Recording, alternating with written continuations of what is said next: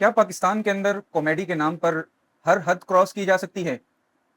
क्या आज़ादी इजहार और किसी की तज़हीक में कोई फ़र्क नहीं है?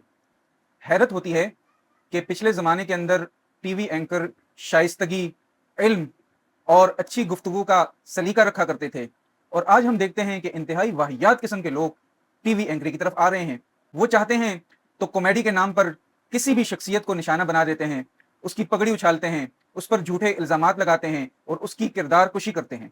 कॉमेडी की भी एक हद होती है, अगर उस हद को क्रॉस किया जाए तो फिर वो कॉमेडी नहीं रहती, वो फक्कड़पन रह जाता है, वो बकवास रह जाती है, वो घटियापन रह जाता है।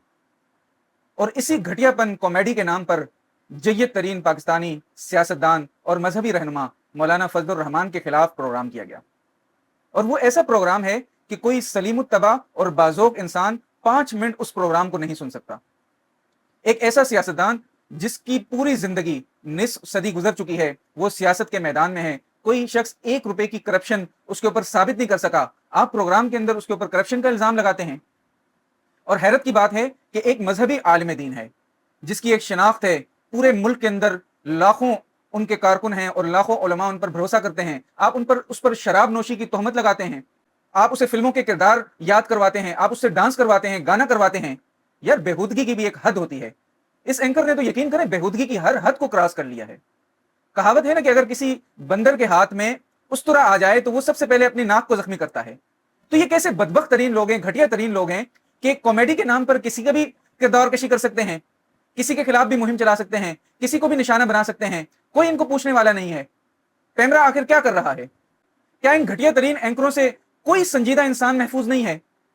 कोई अच्छा सियासतदान जो बावकार तारीख रखता हो वो इनसे महफूज नहीं है? तो आखिर ये मामलात कहां जाएंगे? अब अगर कोई रिएक्शन आएगा, लोग रिएक्शन देंगे, तो फिर उसका जिम्मेदार कौन होगा?